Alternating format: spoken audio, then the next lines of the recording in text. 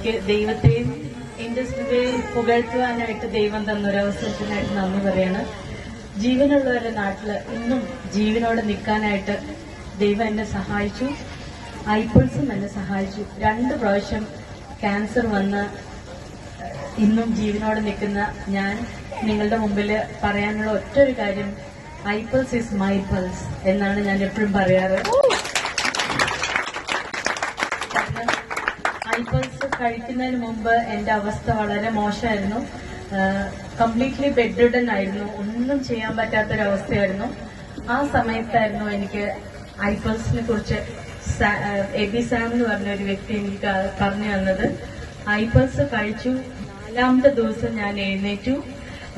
ഇന്നും അന്ന് മുതൽ ഇന്ന് വരെയും ഞാനിങ്ങനെ നിൽക്കുന്നു, ഓടി നടക്കുന്നു, കാറ് ഡ്രൈവ് ചെയ്യുന്നു, എല്ലാം ചെയ്യുന്നു. ഐപ്പിൾസിന് നന്ദി, ഇൻഡസ്ട്രിക്ക് നന്ദി.